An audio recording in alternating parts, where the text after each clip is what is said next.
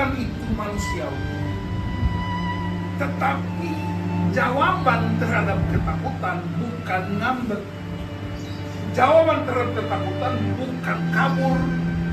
Jawaban ketakutan bukan gelisah, apalagi pusing. Tapi jawabannya kita buka 1 Yohanes 4 ayat 18. Dalam kasih tidak ada ketakutan. Kasih yang sempurna melenyapkan ketakutan. Sebab ketakutan mengambil hukuman. Dan barang siapa takut, ia menjadi sempurna. Waktu tri? Yes! Kasih melenyapkan ketakutan. Mari kita buka Yohanes 20. Yohanes 20 ayat 19 sampai 23. Ketika hari sudah malam, pada hari pertama minggu itu, berkumpullah murid-murid Yesus di suatu tempat dengan pintu-pintu yang terkunci karena mereka takut kepada orang-orang Yahudi. Pada waktu itu datanglah Yesus dan berdiri di tengah-tengah mereka dan berkata, "Damai sejahtera bagi kamu." Dan sesudah berkata demikian, ia menunjukkan tangannya dan lambungnya kepada mereka. Murid-murid itu bersuka cita ketika mereka melihat Tuhan. Maka kata Yesus sekali lagi, "Damai sejahtera bagi kamu. Sama seperti Bapa mengutus aku, demikian juga sekarang aku mengutus kamu." Dan sesudah berkata demikian, ia mengembusi mereka dan berkata, "Terimalah Roh Kudus. Jikalau kamu mengampuni dosa orang, dosanya diampuni. Dan jikalau kamu menyatakan dosa orang tetap ada, dosanya tetap ada." Demikian firman Tuhan. Waktu tri? Yes. Saudara perhatikan, di sini ada 3 aspek penting bagi pria. Ya, ini berguna juga buat wanita. Yang pertama, penampakan Yesus adalah penggenapan firman bahwa dia harus bangkit pada hari yang ketiga. Yang kedua, penampakan Kristus adalah pemulihan hubungan bagi murid-murid. Dan yang ketiga, penampakan Kristus adalah pengutusan. Bapak-bapak, ibu-ibu, ketakutan itu sangat manusiawi. Waktu murid-murid itu takut, wajar ketakutan itu, karena guru yang mereka ikuti ini guru yang berbeda. Bayangkan danau, badai atau gelombang danau dia bisa tenangkan. Tentu orang ini hebat sekali. Orang lumpuh berjalan, orang buta melihat, orang mati dibangkitkan. Semua peristiwa-peristiwa spektakuler yang tidak pernah dibikin rabi-rabi lain, Yesus lakukan. Tiba-tiba malam itu dia ditangkap, disiksa seperti seolah-olah seekor domba yang dibanting di atas mesbah. Sepertinya gurunya nggak berdaya. Logika manusiawinya muncul. Orang sehebat itu aja bisa nggak berdaya. Nah, bagaimana dengan kita? Jadi itu ketakutan yang mencekam. Sekarang kita ambil waktu 3 menit ngobrol berdua di tetangga. Sekarang ini Anda takut siapa atau takut apa? Ayo mulai. Berdua. Sekarang ini Anda takut siapa atau takut apa?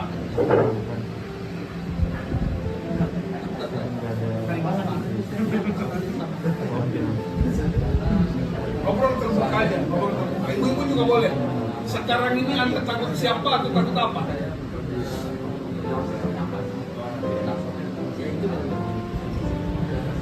Harus orang mana Pak Pendeta? Ya? Ya, orang berdua. Saya setiap hari harus pergi kerja. Nah, itu terbesar. Kemarin masih berapa? Oke, cukup ya? Oke. Pak Stefanus dan Pak Imot, kalian takut apa?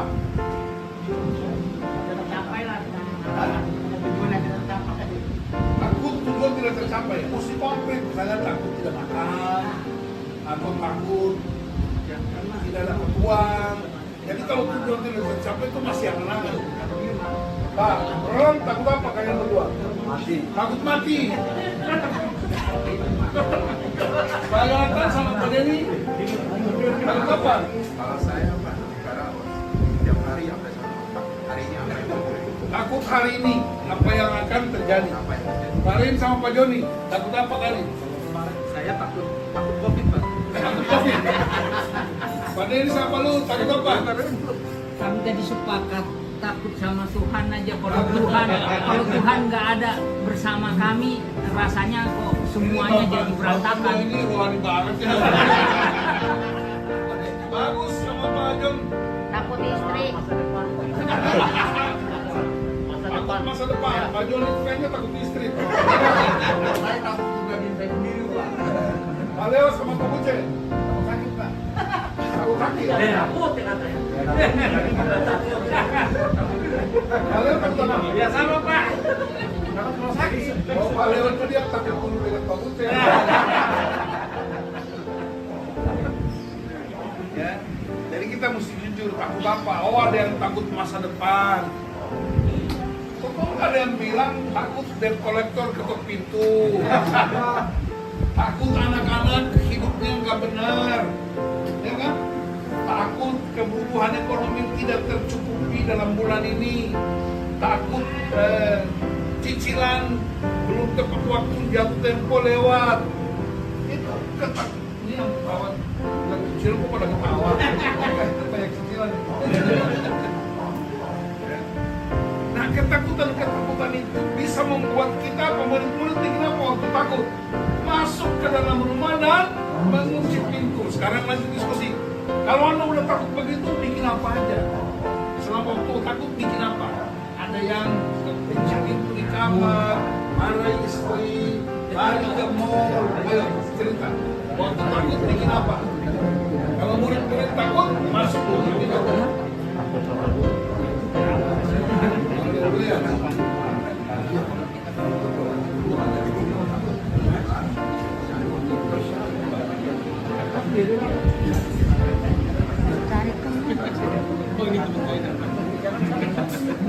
Silakan Pak Nelson, kita lagi diskusi.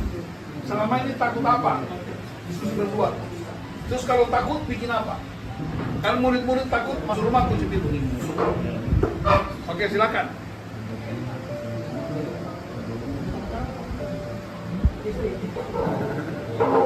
Oh Pak, Nelson takut istri ya? Oke, 2 orang saja. Kalau murid-murid takut masuk ke kamar rumah dan mengunci pintu. Nah, tadi kan Bapak udah ngaku banyak ketakutan. Nah, waktu takut itu bikin apa? Pak Den dan Pak Luhut. Itu uring-uringan. Pak. Uring-uringan atau ngambek. Ngambek. Pak Roland dan Pak Jaya pergi dari rumah kabur. Ini yang disebut pria yang lari dari kenyataan. Berarti benar takut istri dia. Lari dari kenyataan. Banyak takut apa? Waduh, dia bilang dia takut sama istrinya lagi bikin doa. Oh kalau takut istri enggak bercanda, tapi bikin tim doa. Ibu, jadi waktu suamimu takut, doa nggak dia?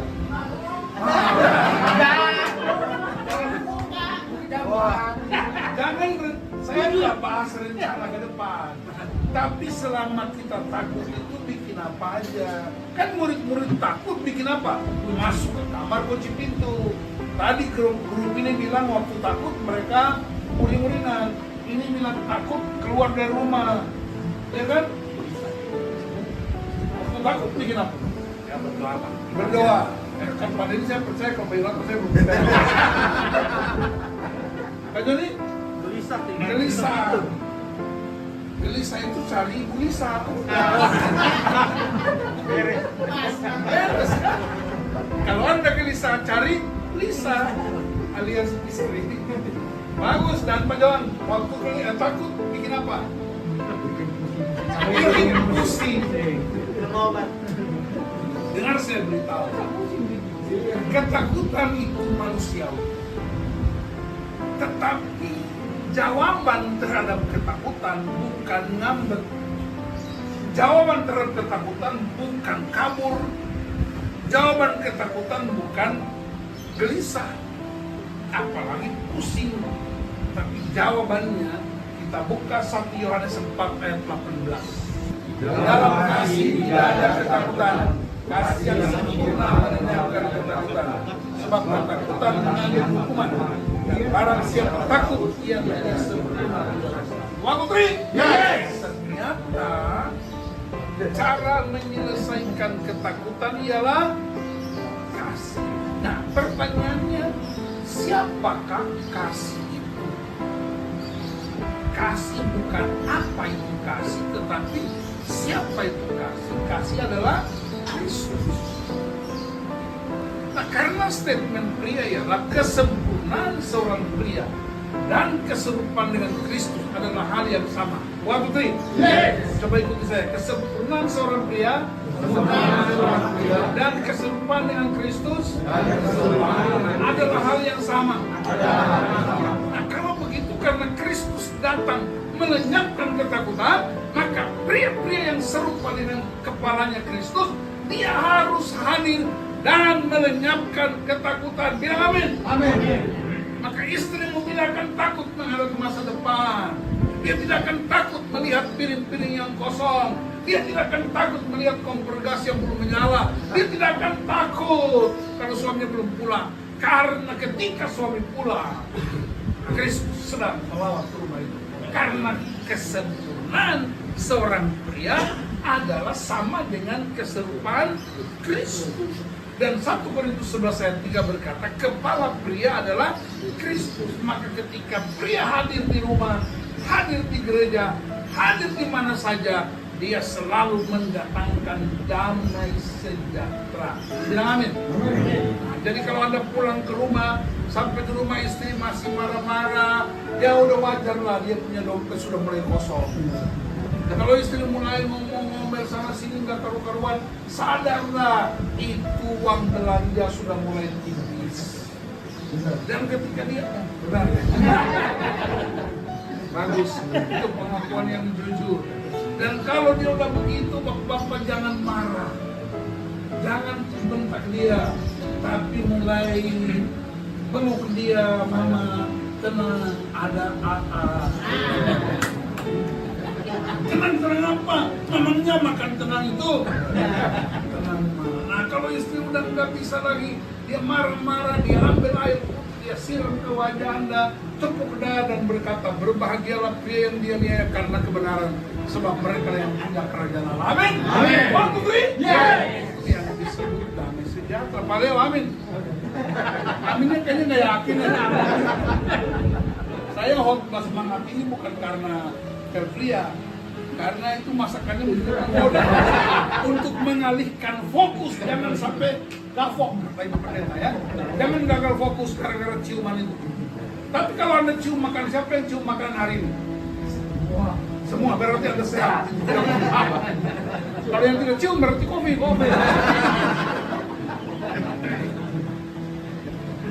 Jadi rupanya sekarang penciuman menentukan nasib kita. Maka hari ini kalau Anda cium bau-bau yang menyenangkan, Bu Yanti, slow aja. Kata orang Medan, sama-sama cari makan.